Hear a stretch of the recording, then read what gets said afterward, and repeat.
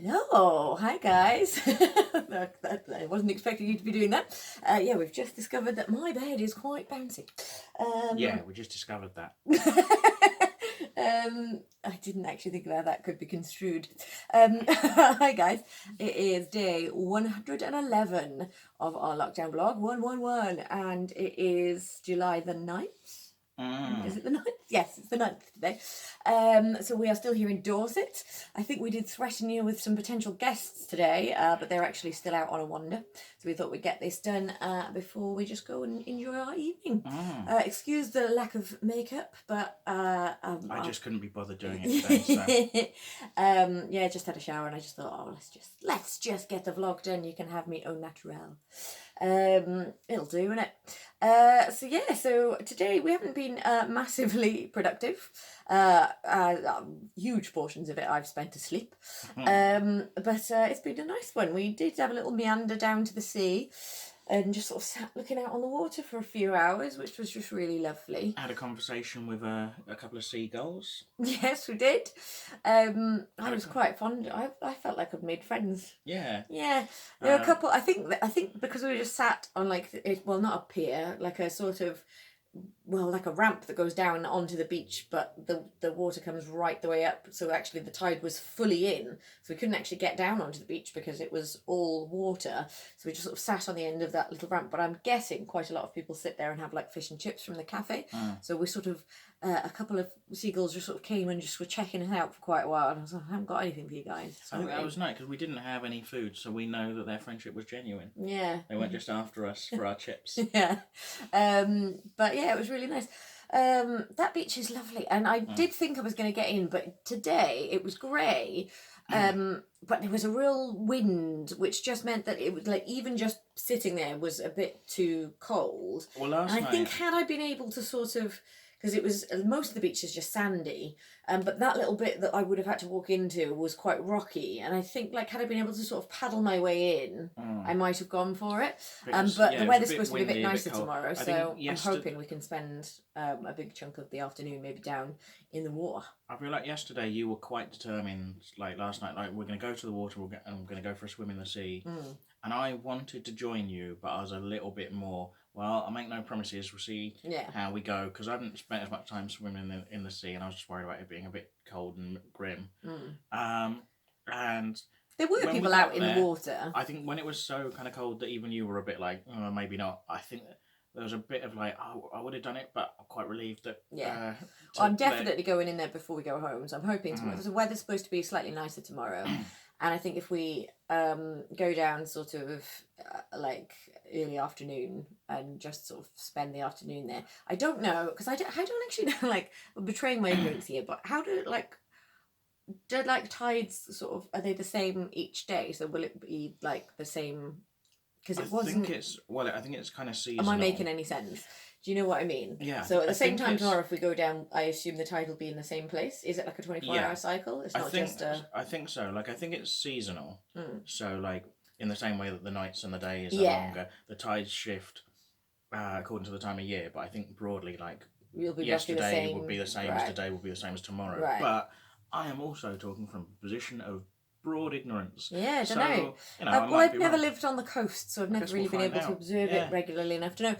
But yeah, it won't be the worst thing in the world if you have to sort of paddle on the rocky bit. But yeah, it's just easier, I think, if you can like put your bag down and then walk straight in. But actually what we might have to do is sort of, well, we could go the other way, because there was actually sort of a little enclave that we'd have to walk there through the water, but then we could put our bags down on the rocks over to the side, as long as it's not... I have to keep an eye that the tide's not coming further in. But it was lovely. I find sort of sitting and looking out on water to be one of the most soothing things for the soul anyway. It's just lovely. It's very gentle. It's not crashing waves. It's very gentle sort of lapping of waves. And just the sound of that and just being able to look out on the water is so peaceful that, yeah, it just really feels like exactly what I needed to sort of calm my slightly mental mind at the moment. So, yeah, I'm plan on, I'm hoping to just go down there and spend a few more hours there tomorrow. So I hope it'll be slightly warmer, because it was just a little bit unpleasant to sort of just sit there. So we ended up actually getting our towels out and using them kind of as shawls. And some quite weird conversations. Yeah, bless. Right, there is. We were sort of talking about this, that there being like a comedy trope of women sort of saying to the man, "Oh, what are you thinking about?" And then the men being kind of unwilling to admit the silly thing. Say what I couldn't say. So making up, just like, so wacky. I was just thinking about monkeys. She wouldn't understand. Like, she'd be so disappointed if she told probably me. wants me to be thinking about her or weddings or something. But I did notice this sort of quite pensive look on your face. And I thought, "Oh, what are you thinking about?" You just went, "Oh, nothing of much interest." Well, I was thinking about, I'd be I don't think I'd be good enough at drawing tree faces to get my point across. I was like, what? We've all been there, right? You're not even an illustrator. You don't do drawing. Like, if you were like a comic book illustrator or a cartoonist or something, I'd be like, okay, but why were you even worrying about drawing trees? Because I'd figured out a quite elaborate kind of thing in my mind about like the bits of seaweed that were loose. Are they like bits of seaweed hair that had come off, or are they like the tips of seaweed fingers? Right. You know, like, is it bits of the main body of the seaweed, or are they just little end bits that are extraneous?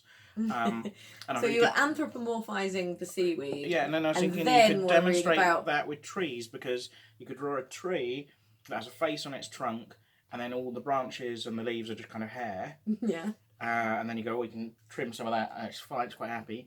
Or you have a tree where, you know, the face and the body, the body is the trunk, and then it's got a face on that, and then all the branches and leaves are like long sort of arms with fingers, and then so someone comes along and lops a branch off of that, and the tree's sort of screaming, there's blood spurting from the fingers. But I don't think I'd be able to do the faces well enough to kind of really... to portray the point you're trying to make. I think the tree, I don't think the face could be on the trunk, because if you think about when you cut a tree down, like if you cut off all of its branches, the tree would die.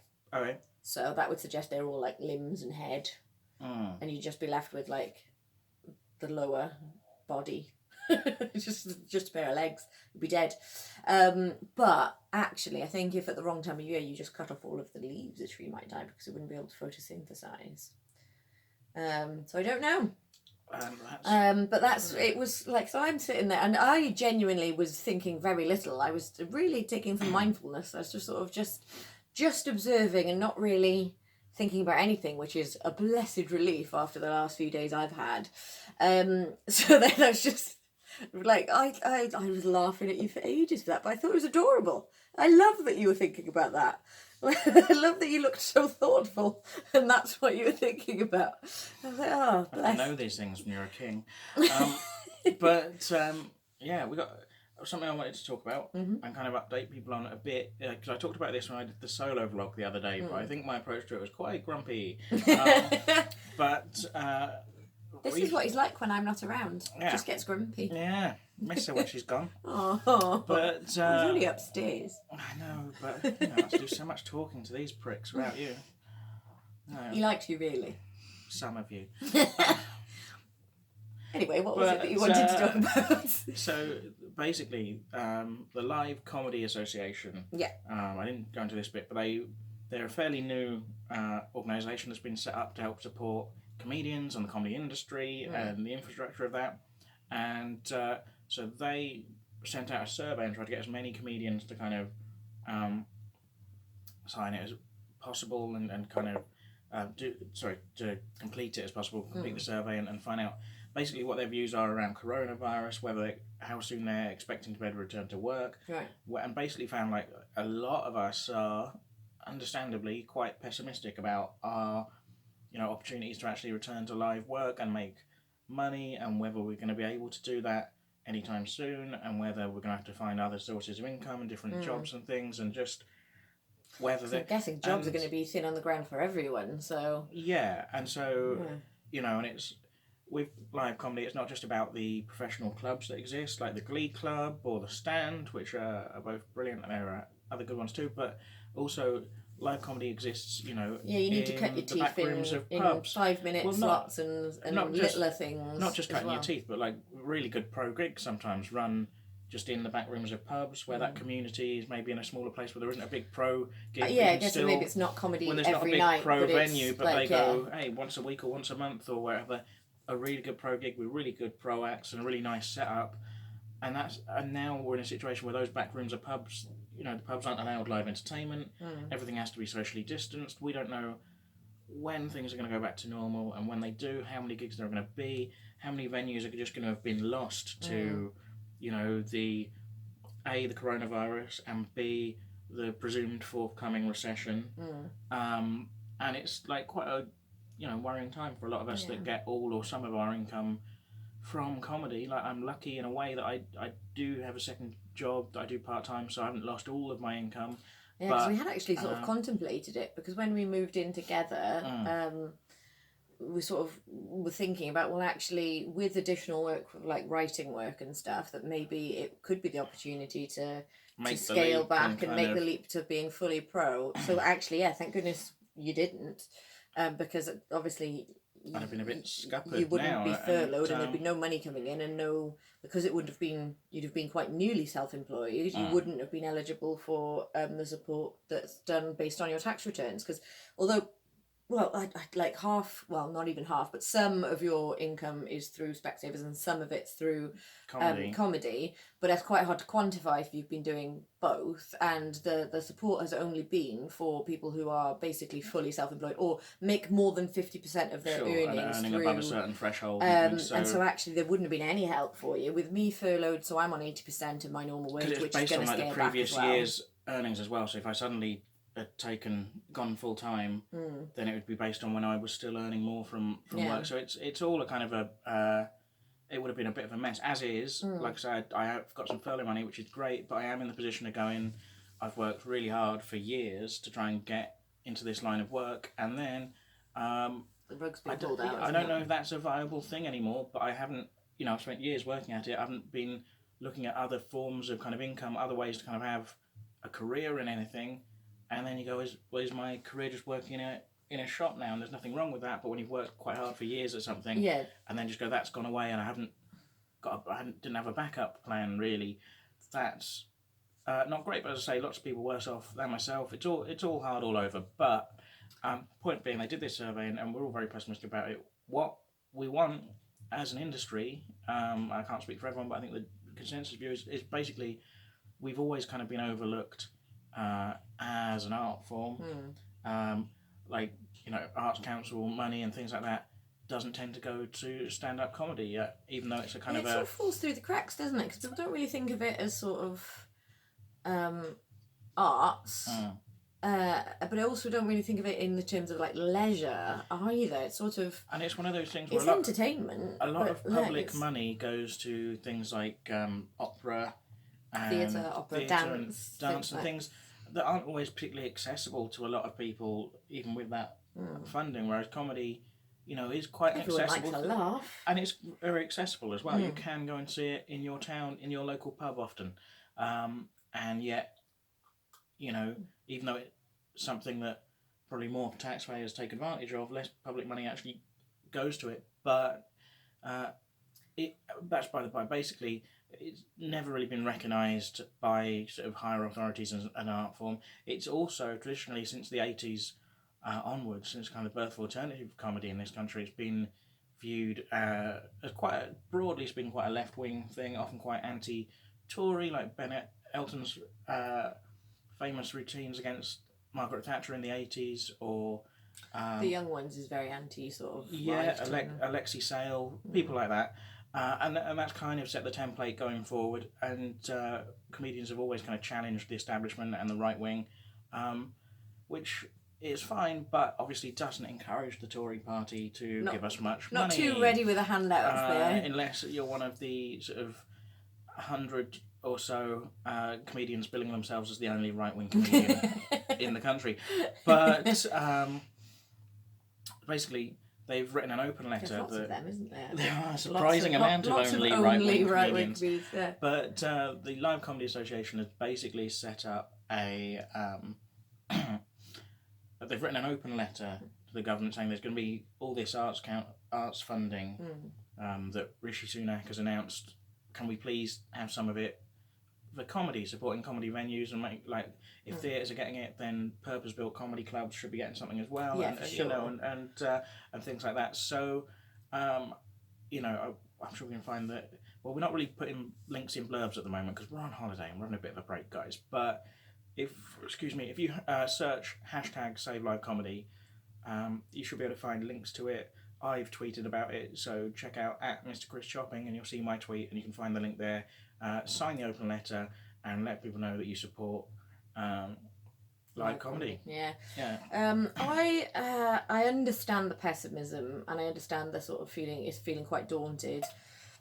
I just have this sense that you will find your place in it when it's back. It's really weird in a way. It's just everything's so uncertain. Like, because my alternative thing, I was going to be like, well, if you can't do that job, maybe you can join the team at the escape rooms and it'll end up being sort of family run kind of thing. But then obviously that is putting all of our eggs in one basket and working together as well as living together, which I actually think would be able to do quite well. But I would be your boss. I don't know how well that works for a healthy marriage. But I think there will be because actually the building that we're in is being redeveloped and it's going to mean that we can grow, which is brilliant. I thought that would perhaps be stopped because of coronavirus, but actually it seems like they've gone, well, now is a good time to get the work done while lots of things are shut anyway. So it looks like that's all going ahead. When that does go ahead, at the moment the building we're in limits us because we're in the basement. It's got limited fire detection, so we can't enclose the escape rooms. It was just a big empty basement space and we've put up all the walls and created all of the spaces ourselves, but we can't enclose them, so they can't put roofs on them, so you can't therefore soundproof them because they weren't willing to put additional fire detection. So if you enclose a room, then basically it won't have fire detection. So it means we can't run more than one game at once, which massively reduces, that's really limits us compared to other escape rooms, which has been fine when we've been a small startup and just been basically been myself running the majority of the games, and we've just got to the stage where we've hired someone else. But this is going to mean that we can really grow and actually just triple basically our potential hourly income without even doing much of the work. But obviously we've had to do a bit of a rethink because some of the rooms are too small for social distancing or rely on a staff member being in the room, which we won't be able to do with households yet, because a household might be fine to mix and mingle, but we couldn't put a staff member in the room with them because you couldn't sufficiently social distance. So we're having to do a lot of rethinking, but it does mean that actually when the redevelopment happens, we should be in a good position to really explode and grow, and we will need a bigger team. That will ultimately come down to whether or not you want to be a member of that team. And obviously, it is complicated because in such uncertain financial times, do you want both members of the household to be putting their eggs all in one basket? And I'm not against that working for that, in preference to kind of a lot of other jobs, but I think also it'd be more it's sort of satisfying going, than just working in retail. Oh yeah, I agree, but it's also going I spent a long time pursuing my own artistic endeavours. Oh, of course. And just kind of going. Well, at least you'd have an employer that would be sympathetic to we've got a last minute gig, off you go, my son. But it'd be nice to kind of find some way of pursuing something creative and think I'm telling you, writing is the way to go. It's such a weird thing, though, in a way, because, at the same time as sort of going, my future's so uncertain. During lockdown, videos that I've made have been picked up by the British Comedy Guide, who've, shared links to them and interviewed me off the back of that. A set that I filmed for BBC Online. I don't know if you're picking that up, but there's some nonsense going out. A set that I filmed for BBC Online. Content has got televised on BBC television. That was nice. So all these gigs have been holding you back. I've been doing online panel shows, so it's weird. In some ways, you sort of go, things are going really well considering, but you just can't capitalise any of that with live work because there's no live work to be done. Maybe it's just that you're developing a different string to your comedy bow that will be more edited videos and online content, because actually the reach you can get with something online is so much bigger than the number of people who'll see you in a gig that actually potentially opens more doors for down the line when things are bigger. You'll have a much bigger online platform than you previously did due to this time. Yeah, we'll see. Anyway, that's all slightly what's the word? Navel gazing kind of look at it. But my main point was find the open letter and sign it and support live comedy. If you like having a laugh, and also, we could potentially lose a whole generation of comedians, and it'll take decades for that to come back to normal if there isn't a scene. What would be a real shame is, like, comedy has been becoming increasingly diverse, very slowly, but it's been happening. More voices from different walks of life, from various minorities, more women, more ethnic diversity. That well-known minority. No, that's why I said women separately. I know. It's a bugbear of mine when, like, women and minorities. It's like, we're 50% of you buggers. But, like, we're not 50% of the bill, though, are we? Anyway. But if people can't afford to do comedy because of the current situation, what that leads to is a situation where the only people doing comedy are people whose are independently wealthy or whose parents can pay their rent for them, and it's just becomes a real narrowing of the voice of what comedy which is a real shame. Yeah, it will, as everything does, benefit the people who already have privilege further. And I think that's going to be the case across a lot of industries, and that's quite bleak. And I guess that's something that maybe we need to be, because of those limitations that we'll be looking at for years to come, being hyper alert to diversity, because the deck's going to be further stacked in favour of the independently wealthy, which, let's face it, usually white men. So yes, you'd think I would be thriving. Not with this old ball and chain holding you back. Stuart Lee had a line about Princess Diana, sort of saying she got 2 C's at CSE. Did she? At school or something, and sort of going, well, I think Prince Harry was the same. He got like 2 GCSEs. To come from that background with that wealth and kind of support and education, and how do you go to places like Eton and come out with you really like have 2 to GCSEs? Work quite hard and dedicate yourself to achieving next to nothing to kind of do that. And I do feel like as a white cis het man, to have achieved so little is admirable, isn't it? Well done. Yeah. I think you've achieved a fair few things. But myself being one of them. Everything but financial stability. Yeah, well, the financial stability that I crave. But anyway, speaking of online content, we mentioned that a minute ago.